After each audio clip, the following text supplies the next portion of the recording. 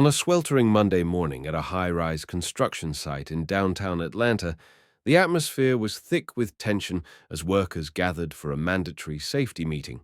The newly appointed Chief Engineer Mark Bennett stood at the front in his crisp suit, flanked by junior engineers and foremen. With a practiced tone, he began reviewing the week's changes to the project blueprint. The crowd listened in silence until Tyrone Carter, a veteran bricklayer with calloused hands and 2 decades of experience, cautiously raised his voice to point out a critical flaw in the foundation design. The northeast corner's slope could put uneven pressure on the supports, he said, referring to calculations that hadn't accounted for the land's natural incline. The moment his words reached Mark's ears, the mood in the room shifted. Mark paused, lowered his tablet, and stared at Tyrone with an icy smile. "Can you please be quiet and let the professionals speak?" He snapped, his voice echoing through the site. "We don't pay bricklayers to think just to follow instructions." Nervous chuckles rose from a few junior staff members, unsure whether to laugh or look away. Tyrone stood silently as the eyes of every laborer, electrician, and supervisor turned toward him. Mark, emboldened by the reaction, added sarcastically, "Maybe you should teach a class in structural engineering. Clearly you know more than someone with a master's from MIT." The slight wasn't just personal. It was symbolic.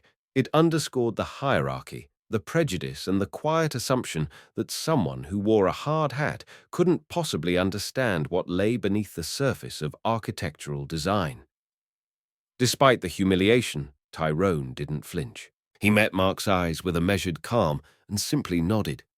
Years of navigating subtle and overt discrimination had trained him to remain composed even when burning inside. What no one knew, not even the site supervisor, was that Tyrone Carter wasn't just another skilled laborer. He was the founder and CEO of Summit Builders, Inc., the very company responsible for this $150 million project. For every new major undertaking, Tyrone adopted a long-standing tradition of going undercover for the first few weeks, trading his tailored suits for work boots to see how employees at every level treated one another when they thought no one important was watching.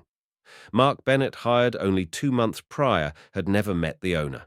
He had heard rumors about Summit's founder being hands-on, but he dismissed the idea as romanticized corporate folklore. To him, Tyrone was just another worker in dusty overalls, easy to ignore and easier to insult. Mark had built his career on dominance, asserting control through condescension and superiority. What he hadn't realized was that this meeting, which he used to stamp his authority, was being watched far more closely than he assumed. Tyrone's silence wasn't weakness, it was strategy. Around them, a few workers exchanged uneasy glances. Some looked down ashamed. Others, particularly the engineers, appeared indifferent or quietly amused, validating Mark's behavior with complicit smiles. But Tyrone noted everything: who defended him, who remained silent, and who eagerly played along. His undercover role wasn't about mystery or ego. It was about truth. He wanted to understand what kind of culture had been allowed to flourish under new management and whether respect and integrity still had a place in an environment increasingly driven by profit and ego. As the meeting drew to a close, Tyrone excused himself, retreating to the tool shed to document everything he'd seen and heard. He didn't need to retaliate with words or confrontation. Not yet. That moment would come. For now, he played the part of the humiliated worker, aware that the real construction project wasn't just the tower rising behind them. It was the deeper work of building a company that valued every voice regardless of title. And in that moment, as the summer sun bore down on steel beams and concrete slabs, Tyrone Carter quietly laid the foundation for a reckoning that would be felt by everyone on site, especially Mark Bennett. 15 minutes after the morning meeting ended, Mark Bennett was still riding the high of having re-established his authority on site. He strolled through the construction trailer with the air of someone convinced he'd put a disruptive worker in his place. But just as the crew began returning to their stations, Mark's phone buzzed sharply with a message that made his smile falter. The screen read, "Emergency meeting in Trailer 1 in 15 minutes. Owner arriving on site." A wave of whispers swept across the site like wildfire. The elusive owner of Summit Builders was known for staying behind the scenes, rarely making unscheduled appearances. If he was coming now, it meant something serious. As workers rushed to tidy up and the site managers scrambled to project order, Tyrone Carter walked calmly toward his car, parked near the back fence away from the executive spots. There, under the hot Georgia sun, he opened the trunk and pulled out a neatly pressed navy blue suit jacket, slipped on a crisp white dress shirt, and exchanged his dusty boots for polished loafers. From a hidden compartment, he retrieved a leather briefcase and a pair of sleek glasses. With each deliberate move, the man who had been mocked as a mere laborer just an hour ago transformed into the man who had built the company from the ground up. He wasn't just preparing for a meeting. He was reclaiming his name. As the black SUV with tinted windows rolled onto the lot, everyone stiffened. The door opened, and two men in suits stepped out, followed by Tyrone James Carter himself. The moment Mark saw the man in the tailored suit step from the vehicle, his expression shifted from confidence to confusion. "Mr. Carter," he asked hesitantly, extending a hand. "We're honored to have you here. We're perfectly on schedule." But the formal greeting was interrupted as Tyrone took a step forward, his face composed, yet unreadable. "Actually," he said evenly, "you've already met me." Mark's brows furrowed, unsure if it was a joke or a mistake. Tyrone extended his hand. "Tyrone James Carter, founder and CEO of Summit Builders." And also, he paused, letting the silence grow, "the bricklayer you humiliated this morning." The air went still. It was as if time froze, trapping every stunned face in a portrait of disbelief. Mouths fell open. Engineers who had laughed earlier now exchanged nervous glances. Workers who had silently witnessed the insult began to smile, their eyes wide with realization. Mark took a step back, his voice caught in his throat. You're the owner," he managed barely above a whisper. "Yes," Tyrone replied firmly, his tone laced with both calm and authority. "And this isn't the first time I've gone undercover on my own project. For every major build, I start on the ground floor. Literally, I trade my suit for overalls, my last name for my middle name. It's the only way to truly understand what's happening on these sites, how people are treated when they think no one's watching." Mark's face turned pale. The arrogance that had fueled him earlier now dissolved into an awkward stillness. "If I'd known," he began, Tyrone cut him off with a raised hand. "That's exactly the problem," he said. "You would have acted differently if you knew who I was, but the person you thought I was a black laborer deserved your respect just the same." The gravity of his words fell heavy in the room, a truth exposed not just about one man, but about a culture allowed to fester under the guise of professionalism. Behind him, Walter Jones, the site's master builder and one of the company's oldest employees, stepped forward. "You could have told me, boss," he said with a half smile. "Would have made things easier." Tyrone's first smile of the day cracked through and ruined the surprise. "You know better, Walter." The tension loosened just enough for a few chuckles, but for Mark Bennett, the moment of revelation was not just a professional shock, it was the unraveling of everything he had built his authority on. Respect born of fear was slipping from his grasp, replaced by the uncomfortable reality that titles meant little when character was exposed. Tyrone hadn't just revealed himself as the owner, he had held up a mirror, and what Mark saw reflected back was a version of himself he had never dared to confront. Inside the main trailer of Summit Builders, the atmosphere was thick with tension. The blinds were drawn to block the heat, but the sweat beading on Mark Bennett's forehead had nothing to do with the weather. On one side of the long conference table sat Mark and his pale-faced engineering team.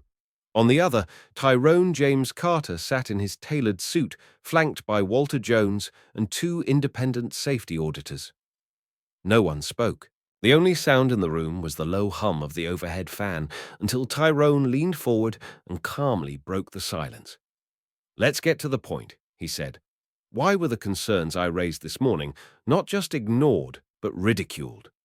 Mark opened his mouth to explain, but his voice cracked under pressure. "There was a misunderstanding. I was simply reasserting the chain of command.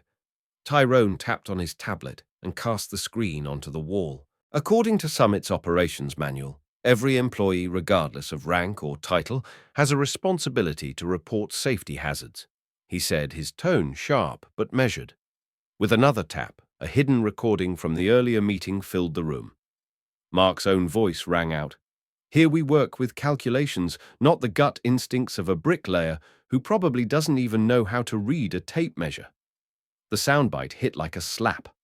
Mark loosened his tie, visibly shrinking in his seat. Tyrone didn't need to say anything more. The arrogance had been documented, replayed, and now it was undeniable. One of the auditors stood up, holding a thick folder in both hands. Over the last 2 hours, we've reviewed every technical decision made under Mr. Bennett's leadership. She announced, we found 17 safety violations. Some minor, but others, like the Northeast Foundation issue, are extremely serious. She paused before continuing. We also found unauthorized substitutions of cheaper materials, falsified load test results, and a blatant disregard for site recommendations. Murmurs broke out among the staff. Tyrone held up his hand, silencing the room. Why, he asked, turning to Mark. Why ignore warnings? Why risk lives? Another engineer, red-eyed and exhausted, finally spoke up. He said the calculations were fine, that saving money on materials would qualify us for end-of-project bonuses. Tyrone's eyes narrowed. Bonuses over safety, he repeated softly. That's what this was about. Mark stood suddenly, his voice high and defensive. This is a setup. I'm a respected professional. I have a master's from MIT. I'm not about to let a group of...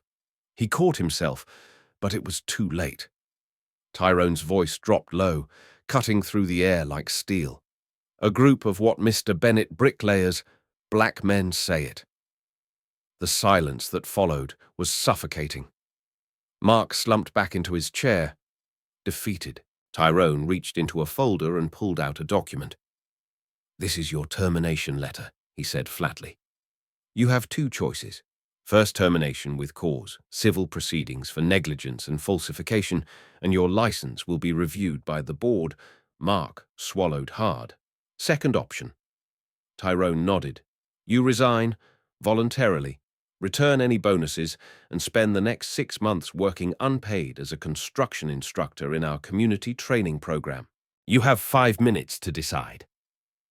While Mark stared down at the paper, Tyrone stepped out to address the crew gathering in the central courtyard. Workers, supervisors, engineers, they all stood in wait, whispers and rumors running wild. Tyrone climbed onto a raised platform and looked out over the crowd. Good afternoon, he began. Some of you know me as Tyrone Carter, the guy who's been laying bricks beside you these last few weeks. Others might now recognize me as the founder and CEO of Summit Builders. A ripple of astonishment passed through the workers. Tyrone held up a hand. I'm here to make something clear. Mark Bennett is no longer with this company. Spontaneous applause broke out, but Tyrone calmed the crowd. This isn't just about removing one man, it's about what we stand for. At Summit Builders, we don't care about what degree you have or what your title says. We care about respect, about integrity, about building more than just towers. We build trust. Just then, the trailer door opened and Mark emerged, carrying a cardboard box filled with his belongings. He didn't make eye contact with anyone. As he walked through the crowd, the workers didn't boo or cheer. They simply watched in silence, their faces a mirror of everything. Mark had refused to see the dignity of those he'd underestimated. Tyrone observed him quietly and gave a single nod, not of forgiveness, but of acknowledgement. Back on the platform, he concluded, let this day be remembered not as the fall of one man, but the rise of a culture where every voice matters, because buildings may rise on concrete, but respect is the only foundation that lasts. The crowd stood a little taller that day, not because someone had been fired, but because someone finally stood up for what mattered. 6 months had passed since the dramatic morning when Mark Bennett was dismissed in front of the entire crew. The Summit Builders construction site that once echoed with strained tension now hummed with a different kind of energy. an atmosphere of openness and shared purpose. Tyrone Carter's reforms had reshaped more than just company policy. They had transformed the company's very soul. The Open Door initiative he introduced became a cornerstone of the organization, empowering every worker, regardless of rank or background, to speak up about concerns, offer ideas, and participate in decision-making. Engineers began spending more time walking the site, listening to the people doing the physical labor meetings now opened with a question that once would have been unthinkable. Has anyone on the team seen something we've missed? And more often than not, the answers helped prevent small issues from becoming major setbacks. Summit's quarterly safety reports reflected the change. Incidents dropped significantly, project efficiency improved, and perhaps most tellingly, employee turnover fell to an all-time low. Workers who once felt invisible now felt invested. Tyrone watched it unfold with quiet pride. His undercover experience had ignited something much bigger than a personal reckoning. It had exposed the invisible cracks in the company's cultural foundation and led to a reconstruction far more important than any skyscraper. The ripple effects extended beyond the worksite. Summit's training program for disadvantaged youth, once a modest side initiative, flourished under new leadership and resources. It became a sanctuary for second chances, and to everyone's surprise, including his own, the program's most dedicated instructor was none other than Mark Bennett. Mark had chosen the second option Tyrone offered him, voluntarily resigning and committing to 6 months of unpaid community service. What began as an act of necessity evolved into something much deeper. Dressed now in casual clothes instead of his former designer suits, Mark stood before a class of young adults, explaining structural stress points, load-bearing ratios, and blueprint reading with a clarity and patience he never knew he had. These weren't Ivy League students or polished interns. Many had never seen a blueprint before. Some were skeptical at first, expecting another authority figure to talk down to them. But Mark didn't talk down. He leaned in, he listened. Slowly, walls began to fall, not just between teacher and student, but within Mark himself. He found himself fascinated by their questions. They saw problems differently from angles he hadn't considered in decades. Their life experiences had taught them creativity, resilience, and intuition qualities his textbooks had never emphasized. One girl, barely 19, proposed a safer support structure for temporary scaffolding using recycled wood. Another student from a housing project showed him how a specific brick pattern could reduce waste during wall construction. Mark began to see something that no degree had ever shown him. Genius wasn't confined to academia. Wisdom could come from anyone. And just as he had once judged Tyrone based on his uniform, he realized how often society made the same mistake. As the semester neared its end, Mark surprised himself by requesting to stay, not out of guilt or obligation, but because for the first time in years he felt useful in a way that didn't rely on prestige or title. The students, too, changed. They no longer saw him as a disgraced executive, but as a mentor who genuinely cared. Mark's posture softened. His voice, once sharp and commanding, took on a warmer tone. He laughed more, asked more, and when he spoke it was to uplift, not to dominate. Even Tyrone, who occasionally visited the training center unannounced, noticed the change. The man who once dismissed field workers with a sneer now knelt beside them, guiding their hands as they laid bricks or reviewed calculations. It wasn't just Mark who had transformed, it was the entire system. Summit's board had approved the permanent implementation of the training program, and local governments began inquiring about expanding it to other cities. Media outlets picked up the story, praising the company's cultural turnaround as a case study in corporate accountability. Tyrone declined interviews, insisting the spotlight belonged to the students and the instructors. "We didn't just repair a company," he told the board during one meeting. "We repaired a mindset." As for Mark, he rarely spoke about his fall from grace. But when a student once asked why he stayed long after his term ended, he simply said, "Because someone believed I could be better and gave me the space to prove it." And in that space between failure and redemption, he discovered the truth that Tyrone Carter had always known, that leadership isn't about power, it's about presence, And respect isn't earned by titles, but by choosing to see value where others see none. What began as a lesson in humility became for Mark the most meaningful chapter of his life. And for summit builders, the proof of its transformation wasn't in awards or profits, but in every calloused hand now held higher, in every voice finally heard. Months after the cultural overhaul at Summit Builders, the construction site had transformed into a vibrant hub of collaboration. Mark Bennett, once the embodiment of corporate arrogance, now found himself in a completely new role. It was no longer the allure of profit or position that motivated him, but the deep sense of fulfillment he found in teaching others. As the term of his voluntary community service came to an end, Mark surprised everyone, including himself, by requesting to stay on as a full-time volunteer instructor. He wanted to focus on students he believed in, not based on their resumes or their backgrounds, but based on their potential. He realized that true leadership didn't come from titles, but from guiding others toward their own greatness. He poured himself into mentoring, not just with the young adults in the training program, but with those who reminded him of his old self, the ones who held skepticism, arrogance, and pride in their hearts.